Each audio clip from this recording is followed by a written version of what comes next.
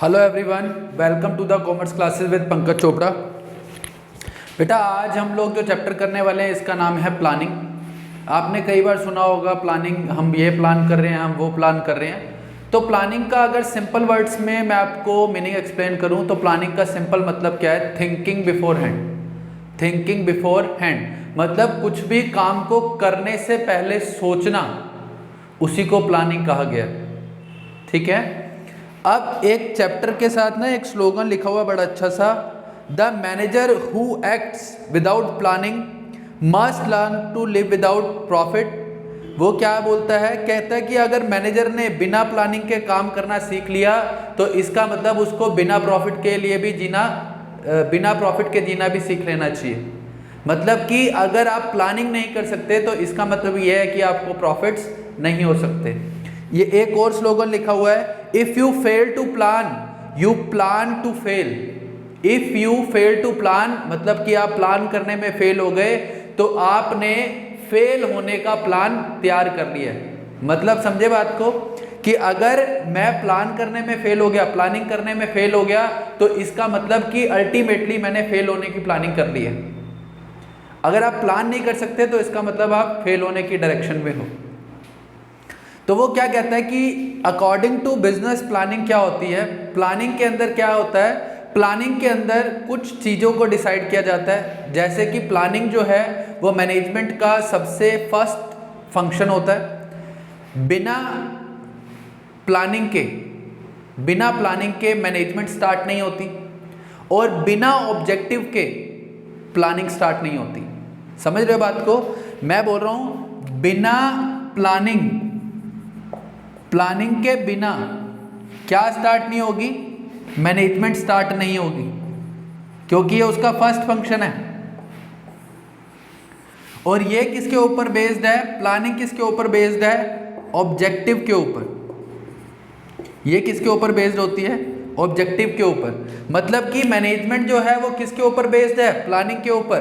Management जो planning जो है वो मैनेजमेंट का फर्स्ट फंक्शन है। तो इसलिए जब तक प्लानिंग नहीं हो रही इसका मतलब मैनेजमेंट स्टार्ट नहीं हुई। और वो क्या कहता है जी, जब तक आपने ऑब्जेक्टिव सेट नहीं किया तो प्लानिंग ही सेट नहीं हुई, प्लानिंग ही स्टार्ट नहीं होगी।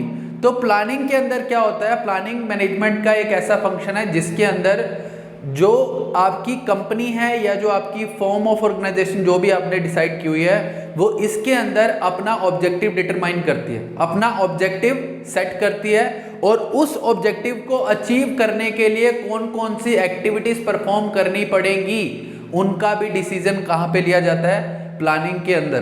प्लानिंग के अंदर क्या क्या सोचा जाता है कि प्लानिंग के अंदर सबसे पहला क्वेश्चन जो होता है वो होता है व्हाट टू डू। प्लानिंग के अंदर क्या है? Thinking beforehand about the factors. क्या है वो फैक्टर्स? सबसे पहला what to do. What to do मतलब कि क्या करना है, क्या करना है। नंबर 2, जब आपने ये डिसाइड कर लिया कि मैंने ये करना है तो उसके बाद आपके पास दूसरा जो डिसीजन होगा वो आपको क्या सोचना पड़ेगा? How to do. How to do का मतलब कैसे करना है, कैसे करना है। ये डिसाइड कर लिया पढ़ना है, ये आपका ऑब्जेक्टिव सेट हो गया कि आपको क्या करना है? पढ़ना है। दूसरी बात है हाउ टू डू मतलब कि कैसे, यहां पे अब आ जाएगा कैसे पढ़ना है, कैसे पढ़ना है। ये मैं आपको कुछ एग्जांपल दे रहा हूं साथ साथ। तीसरी बात when to do. When to do मतलब कि कब करना है, क्या कब करना है? पढ़ना कब है, पढ़ना कब है। ये मैं आपको ऑब्जेक्टिव बता रहा हूं। आपने ऑब्जेक्टिव क्या सेट किया? स्टूडेंट के लिए ऑब्जेक्टिव क्या होता है? पढ़ना, स्टडी करना। तो दूसरा क्या होगा इसके अंदर डिसीजन क्या? आपको दूसरा स्टेप क्या परफॉर्म करना होगा? कैसे पढ़ना है। पढ़ने के काफ़ी सारे अल्टरनेटिव्स होते हैं। आप ऑनलाइन क्लासेस लोगे, स्कूल में जाके एडमिशन लोगे, गवर्नमेंट स्कूल में जाके एडमिशन लोगे, ट्यूशन लोगे या फिर अपनी सेल्फ स्टडी करोगे, वो आपको डिसाइड करना है इसके अंदर। तीसरी बात कब पढ़ना है आपको? व्हेन टू डू, कब करना है। तो यहाँ पे अब आपको पढ़ना कब है वो आपने डिसाइड करना है। तीसरी बात bye whom it is to be done, it is to be done, कौन करेगा, जो भी आपने स्टार्ट करने का प्लान किया उसको करेगा कौन, यानी कि पढ़ेगा कौन, पढ़ेगा कौन। ये मैंने आपको एग्जांपल दिए हैं कि प्लानिंग में क्या होता है। प्लानिंग के अंदर सिंपली क्या है, थिंकिंग बिफोर हैंड। तो अब आपके माइंड में आया सर इसका मतलब तो आपने सीधा ये बोल दिया कि सिर्फ सोचना है, कुछ भी करने से पहले सोचने को आप क्या कह रहे हो, प्लानिंग कह रहे हो। तो इस सोचने में मतलब इस थिंकिंग के अंदर आपको करना क्या होता है, इस थिंकिंग के अंदर आपको ये डिसाइड करना है कि क्या करना है सबसे पहली बात, फिर आपको ये डिसाइड करना है कि कैसे करना है, फिर आपको ये डिसाइड करना है कि कब करना है, फिर आपको ये डिसाइड करना है कि उस काम को करेगा कौन। यहाँ पे मैंने आपको एज अ स्टूडेंट आपके पॉइंट ऑफ व्यू से यहाँ पे देखा, आपको क्या करना है, मैं बोलता हूँ आपको पढ़ना है। दूसरी बात, कैसे पढ़ना है, लिख लिख के याद करेंगे या फिर लर्न करके किसी को सुनाएंगे, वो आपका मेथड हो गया। तीसरी बात, कब पढ़ना है, व्हेन टू डू। फोर्थ जो है, पढ़ेगा कौन या किससे पढ़ेंगे, वो आपको डिसाइड करना होता है प्लानिंग के अंदर। क्लियर। तो प्लानिंग के अंदर ये सारा काम किया जाता है। और प्लानिंग जो है, प्लानिंग की एक डेफिनेशन दी हुई है, प्लानिंग की डेफिनेशन दी हुई है, according to Koontz and O'Donnell, planning is deciding in advance what to do, how to do it, when to do it and who is to do it. वो क्या कह रहा है, planning is deciding in advance. Planning का मतलब क्या है कि पहले से ये डिसाइड कर लेना कि क्या करना है, कैसे करना है, कब करना है और इसको कौन करेगा। बेटा अगर सिर्फ इतना ही डिसाइड करना होता तो कोई दिक्कत नहीं थी, लेकिन प्रॉब्लम क्या होती है, किसी भी काम को करने के लिए ये जो मेथड्स होते हैं ना, जब यहाँ पे लिखा हुआ है how to do, how to do का मतलब है मेथड्स आपको देखने हैं। तो मेथड्स में आपके पास काफी सारे ऑल्टरनेटिव मिल जाएंगे, काफी सारे आपको ऑप्शंस मिलेंगे। तो प्लानिंग में क्या किया जाता है, जो सबसे बेस्ट ऑल्टरनेटिव होगा। जैसे मैं आपको एक एग्जांपल देता हूं कि आपने बोला कि मैं सिर्फ रीड करूंगा, ऐसे पढ़ूंगा, एग्जाम के लिए ऐसे तैयारी करूंगा। दूसरा आपके पास ऑप्शन ये है कि मैं रीड करूंगा और फिर उसको राइट करके देखूंगा, दूसरा ऑप्शन आपके पास ये मिल गया। तीसरा ऑप्शन, मैं ट्यूशन जाऊंगा और ट्यूशन टीचर से पढ़ूंगा दोबारा से और फिर वहां टेस्ट दिया करूंगा। चौथा ऑप्शन, मैं YouTube पे वीडियोस देखूंगा और वहां से पढ़ूंगा और फिर उसके बाद उसको लिख लिख के देखा करूंगा। ये ऑप्शन है आपके पास इस काम को करने के।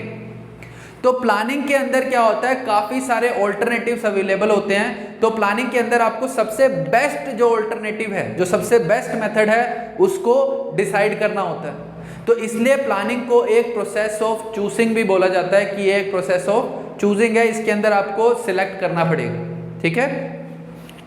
Next one is features of planning. Planning के फीचर्स क्या क्या हैं, अब हम वो पढ़ लेते हैं। प्लानिंग के फीचर क्या हैं। तो सबसे पहला फीचर जो है वो है planning focus on achieving objectives. Planning focus on achieving objective. बेटा देखो, फर्स्ट ऑब्जेक्टिव यहाँ पे फर्स्ट फीचर क्या है, यहाँ पे फीचर सब हम लोग कर रहे हैं। तो फर्स्ट फीचर क्या बोल रहा है वो यहाँ पे, प्लानिंग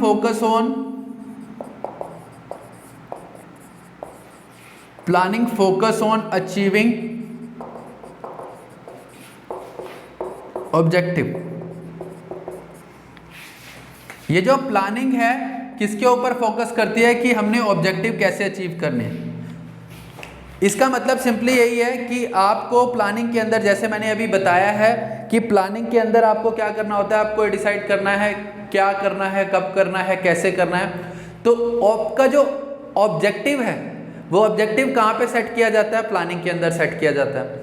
अब उस ऑब्जेक्टिव को अचीव करने के लिए जो जो एक्टिविटीज रिक्वायर्ड हैं वो आप कहाँ पे करते हो, प्लानिंग के अंदर डिसाइड करते हो। तो इसीलिए यहाँ पे ऐसा बोला जाता है कि प्लानिंग जो है वो उसका मेन फोकस जो होता है वो ऑब्जेक्टिव को अचीव करने के लिए होता है, क्योंकि प्लानिंग हम कर ही किस ले रहे हैं, उस ऑब्जेक्टिव को अचीव करने के लिए। ठीक है। Next one is planning is primary function of management, planning is primary function of management.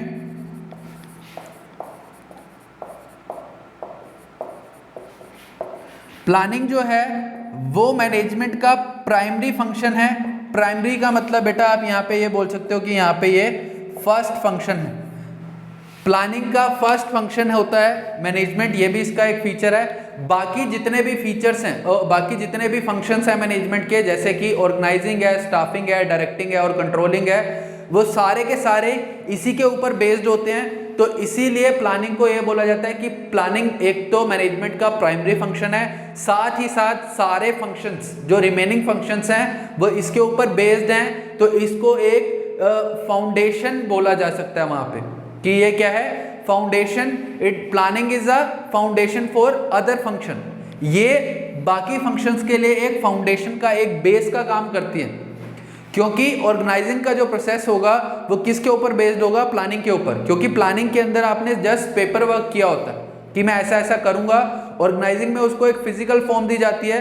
तो जब आपने एक पेपर वर्क अच्छे से पेपर प्लान रेडी किया हुआ है तो उसमें आपको ऑर्गेनाइजिंग में हेल्प मिल जाती है, ठीक है। इसलिए इसको बोला जाता है कि इसका एक प्राइमरी फंक्शन है। Next one is planning is pervasive. Planning is pervasive. Planning जो है ऑल परवेसिव है। क्यों? क्योंकि प्लानिंग जो है वो हर लेवल ऑफ मैनेजमेंट पे परफॉर्म की जाती है, चाहे आपका टॉप लेवल हो, चाहे आपका मिडिल लेवल हो, चाहे आपका लोअर लेवल हो, हर लेवल के ऊपर प्लानिंग को परफॉर्म किया जाता है। इसी रीजन से आपको बोला जाता है कि प्लानिंग जो है वो ऑल परवेसिव है। दूसरी बात यह भी है कि प्लानिंग हर टाइप की एक्टिविटीज के अंदर रिक्वायर्ड है, चाहे वो नॉन बिजनेस है चाहे वो बिजनेस है। क्लियर? प्लानिंग जो है वो बस डिफरेंस ऑफ डिग्री है कि जो आपका टॉप लेवल होता है, जो आपका टॉप लेवल होता है ऑर्गेनाइजेशन के अंदर मैनेजमेंट का, वो ज़्यादा टाइम ही स्पेंड प्लानिंग के ऊपर करता है बजाय मिडिल लेवल और लोअर लेवल के। मिडिल लेवल और लोअर लेवल जो होते हैं वो प्लानिंग के ऊपर टाइम तो स्पेंड करते हैं, बट अगर आप कंपैरिजन करें टॉप लेवल के साथ तो ये लोग टॉप लेवल के कंपैरिजन में काफ़ी कम टाइम स्पेंड करते हैं प्लानिंग के अंदर। लेकिन सारे लेवल्स पे प्लानिंग के फंक्शन को परफॉर्म किया जाता है, इसीलिए उसको क्या बोला जाता है, ऑल परवेसिव। ठीक है। Next one is planning is continuous. Planning क्या होती है? प्लानिंग जो है वो है एक कॉन्टिन्यूअस है। प्लानिंग इज कॉन्टिन्यूअस, मतलब कि एक ऐसी एक्टिविटी है जो कॉन्टिन्यूअस चलती रहती है। रीजन ये होता है कि प्लानिंग में क्या बनाए जाते हैं, प्लान बनाए जाते हैं। प्लान जो होते हैं, प्लान की एक लिमिटेड टाइम होता है, उतने टाइम के लिए वो काम करते हैं। जैसे ही वो टाइम कंप्लीट होगा तो आपको नेक्स्ट प्लान करना पड़ेगा, इसलिए बोला जाता है प्लानिंग जो है वो एक कॉन्टिन्यूअस फंक्शन है। दूसरा क्या है, अगर कोई भी वहां पे प्लान के अंदर प्रॉब्लम है तो आपको प्लान को चेंज भी करना पड़ सकता है। अगर प्लान के अंदर कोई प्रॉब्लम हो जाती है, जो आपने प्लान किया हुआ है वो सेम उस सिचुएशन में नहीं हो पाता, तो आपको क्या करना पड़ता है, प्लान्स को रिवाइज करना पड़ सकता है। तो इसलिए भी बोलते हैं कि प्लानिंग कॉन्टिन्यूअस प्रोसेस है। तीसरी बात जो होती है वो ये है, काफ़ी सारे जो चेंजेस आ जाते हैं। जैसे कि अभी आपको मैं सिंपल बताऊं कि मैंने ये प्लान किया हुआ था कि हम इस तरीके से स्टूडेंट्स को पढ़ाएंगे, चैप्टर खत्म होते हैं उनका टेस्ट लेना स्टार्ट कर देंगे, सब मैंने प्लान किया हुआ था आपके इस सेशन के लिए। लेकिन एकदम से क्या हुआ, कोरोना आया, रैपिड चेंजेस हुए एनवायरनमेंट के अंदर, तो अब ये पॉसिबल ही नहीं हो पा रहा कि हम इंटरेक्शन कर पाए आपस में लाइव। तो इस वजह से जो मैंने प्लान किया था वो फेल हो गया, उसको मेरे को क्या करना पड़ा, चेंज करना पड़ा। Just reason was change in environment. Environment के अंदर चेंज होती है, आपको प्लान्स को चेंज करना पड़ सकता है, इसलिए बोला जाता है कि प्लानिंग एक कॉन्टिन्यूअस प्रोसेस है। Next one is planning is futuristic. Planning जो है वो फ्यूचरिस्टिक है, क्योंकि प्लान जो है वो फ्यूचर के लिए किया जाता है, फ्यूचर को देख के किया जाता है, इसलिए उसको बोलते हैं planning is futuristic. Planning is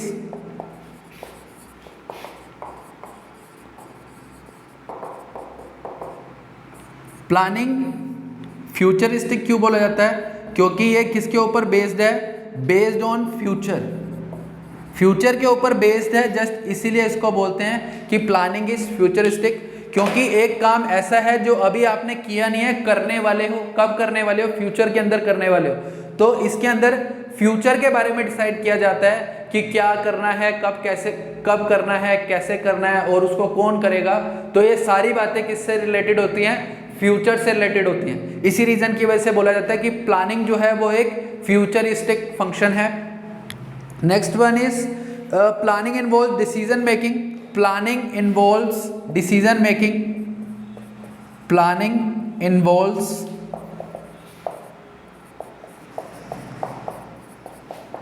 decision making. Sir ये कैसे? बेटा डिसीजन मेकिंग का मतलब होता है कि जब आप कोई डिसीजन लेते हो उसको हम क्या बोल देते हैं कि एक डिसीजन मेकिंग हो रही है। आप जब कोई डिसीजन ले रहे हो उसी को डिसीजन मेकिंग बोला जाता है। अब प्लानिंग के अंदर डिसीजन मेकिंग कैसे इन्वॉल्व हो सकता है? सर बेटा मैंने अभी आपको क्या बोला कि आपने क्या करना है उसके भी बहुत सारे ऑल्टरनेटिव आएंगे आपके पास, कब करना है उसके भी बहुत सारे ऑल्टरनेटिव आएंगे, कैसे करना है उसके तो बेहद बहुत ज़्यादा आपके पास ऑल्टरनेटिव्स आएंगे। तो आपको क्या करना होता है, इतने सारे ऑल्टरनेटिव्स में से आपको किसी एक जो सबसे सुटेबल है, जो सबसे बेस्ट ऑल्टरनेटिव है, जो सबसे बेस्ट सॉल्यूशन है उसको सिलेक्ट करना होता है। तो इतने सारे ऑप्शंस में से किसी एक को सिलेक्ट करना ही डिसीजन मेकिंग बोला जाता है। उसी को क्या बोला जाता है? Decision making. इसलिए बोला जाता है कि प्लानिंग जो है वो डिसीजन मेकिंग को इन्वॉल्व करता है। Next one is planning is mental exercise. Planning is mental exercise.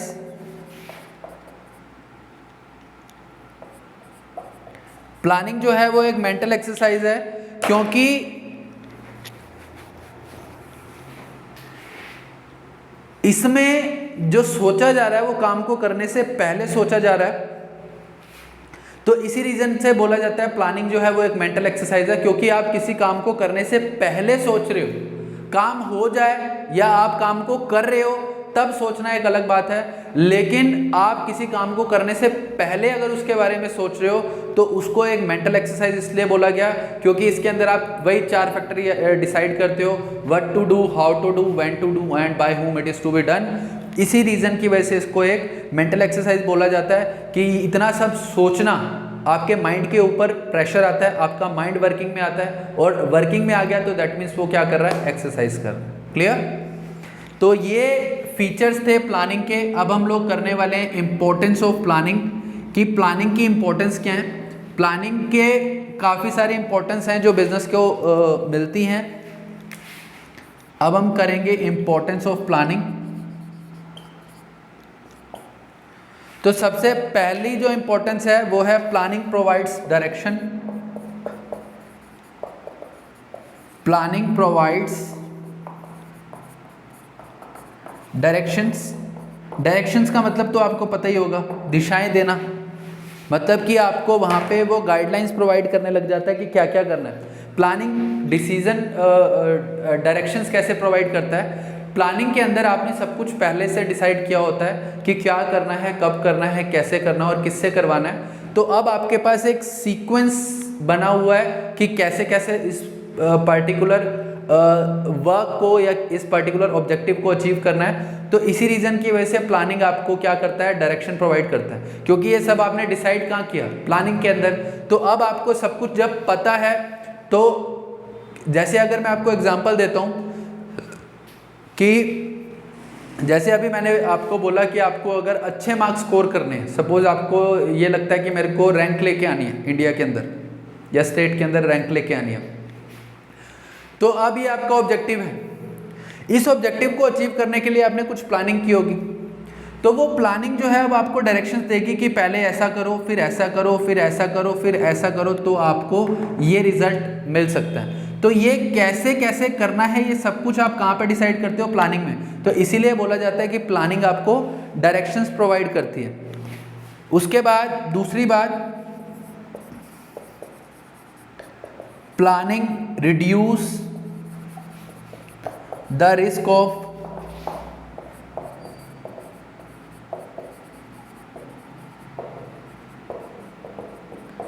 Planning जो है वो रिड्यूस कर देती है रिस्क को अनसर्टेनिटीज के रिस्क को। बेटा अनसर्टेनिटीज का मतलब क्या है? जो चीज़ सर्टेन नहीं है, जो चीज़ फिक्स नहीं है कि ऐसा ही होने वाला है, उसको अनसर्टेन बोला जाता है। तो प्लानिंग जो है वो किसके ऊपर की जाती है? फ्यूचर के ऊपर। फ्यूचर कैसा होता है? अनसर्टेन होता है। लेकिन प्लानिंग जब करी जाती है तो उस केस में हम फ्यूचर में आने वाली काफ़ी सारी चीज़ों को माइंड में रख के प्लानिंग करते हैं। तो इस वजह से ऐसा बोला जाता है कि प्लानिंग जो है वो अनसर्टेनिटीज के रिस्क को मिनिमाइज कर देती है, क्योंकि हम ये पहले ही सोच सकते हैं कि ये प्रॉब्लम आ सकती है। जितनी प्रॉब्लम्स आप एनालाइज कर सकते हो उतना आप सोच सकते हो कि ये प्रॉब्लम्स आ सकती हैं। लेकिन अगर उससे हटके कोई प्रॉब्लम आ जाती है तो वहाँ पे दिक्कत हो जाती है। अदरवाइज प्लानिंग जो है वो अनसर्टेनिटीज के रिस्क को रिड्यूस कर देती है, क्योंकि आपने काफ़ी कुछ पहले से ही सोच रखा होता है।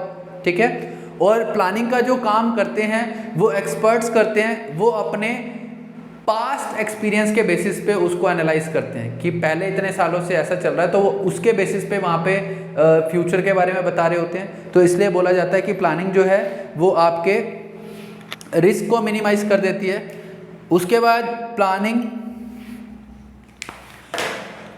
Reduce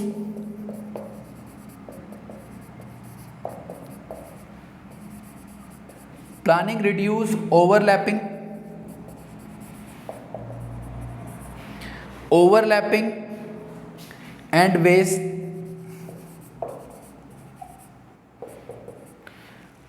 and wasteful activities.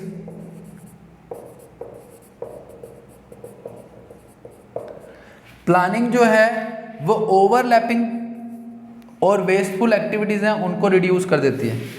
अब आपको ना अलग अलग एक्टिविटीज करके नहीं देखनी पड़ेगी। जैसे मैंने आपको बोला कि पढ़ने के लिए ये ऑप्शंस अवेलेबल हैं, तो अब आप सारे ट्राई नहीं करके देखने वाले यहाँ पे कि यूट्यूब से भी देख लिया, फिर उसके बाद वहाँ से समझ नहीं आया, फिर ट्यूशन चले गए, वहाँ जाए वहाँ भी समझ नहीं आया, फिर हमने सिर्फ रीड आउट करना स्टार्ट कर दिया, उससे भी समझ नहीं आया, फिर हमने रीड करके राइट करना स्टार्ट कर दिया, उससे समझ आया।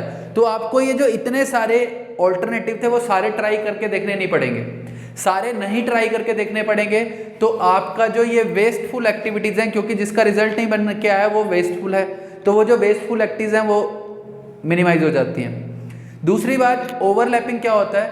ओवरलैपिंग में ये होता है कि एक ही काम दोबारा से नहीं किया जाता। वो काम जो आपने ऑलरेडी पहले, क्योंकि वो सब कुछ आपने पेपर पे लिखा हुआ है कि ऐसे ऐसे ही करना है, तो किसी काम के रिपीट होने के चांसेस बहुत कम हो जाते हैं। कोई एक काम जो हो चुका है उसको दोबारा करने को ही ओवरलैपिंग बोला जाता है। ठीक है। तो अगर आपने प्लानिंग की हुई है तो सब कुछ पहले से डिसाइडेड होगा कि ये काम ऐसे ऐसे होगा, प्रॉपर एक पेपर प्लान होगा आपके पास, तो वहाँ पे आपके ओवरलैपिंग के चांसेस काफ़ी रिड्यूस हो जाएंगे। Next one is planning promotes innovative ideas. Planning promotes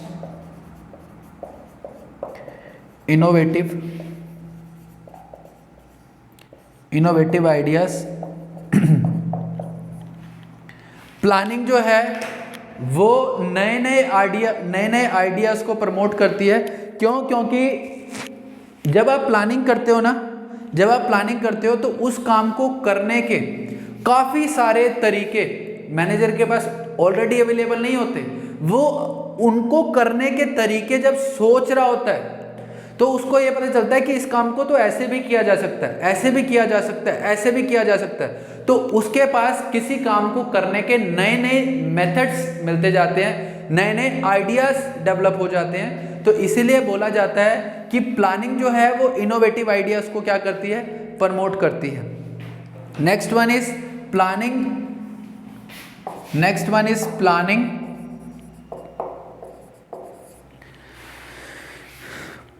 facilitate decision making.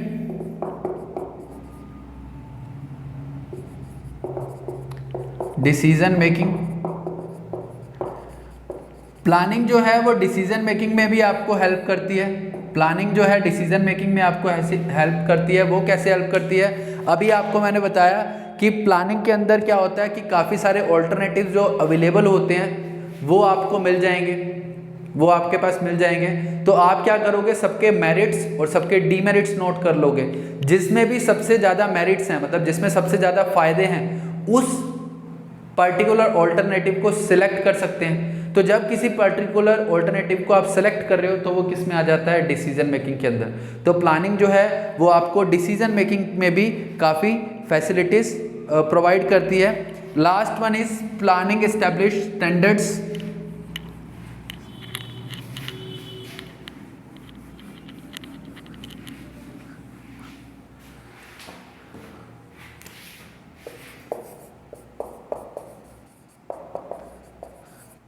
Planning establishes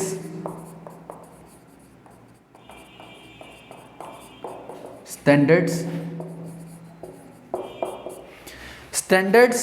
for controlling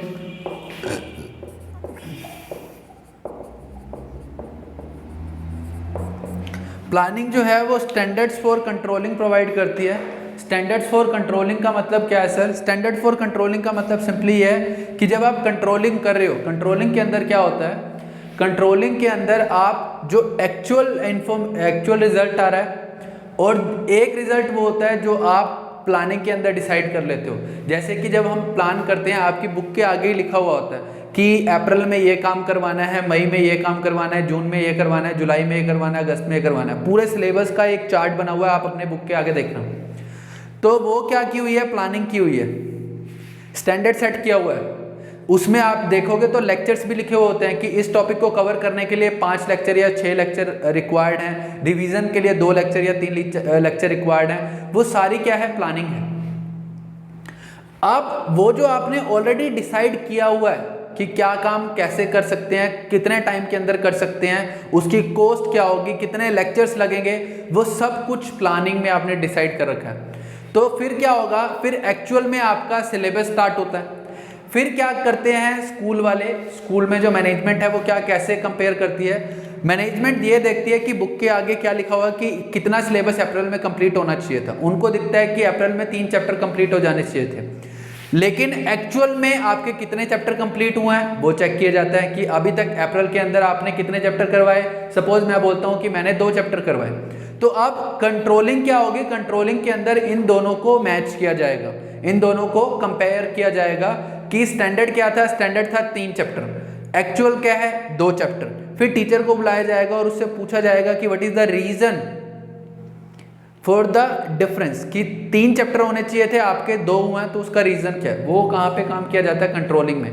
तो प्लानिंग जो है वो कंट्रोलिंग के लिए स्टैंडर्ड्स प्रोवाइड कर देती है। ठीक है बेटा, आई होप आपको समझ आया होगा। बाकी बेटा आप साथ साथ इनको रीड करते रहा करो ताकि प्रॉब्लम्स ना आए। कई बार बच्चे बोलते हैं कि सर बुकिश लैंग्वेज में बड़ी दिक्कत है। बेटा मैं ट्राई यही करता हूँ कि जितना हो सके मैं बुक से हट के पढ़ाऊँ आपको, उसका बेसिक कॉन्सेप्ट जो है वो आपको दे दूँ, फिर बुक में से आप रीड आउट करेंगे और उसके बाद आपको काफ़ी हद तक वो बातें समझ आनी स्टार्ट हो जाएंगी। ठीक है बेटा, पॉइंट्स को रीड आउट करते रहें और कोई प्रॉब्लम आती है तो आप मेरे से पूछ लें। ठीक है बेटा, थैंक यू।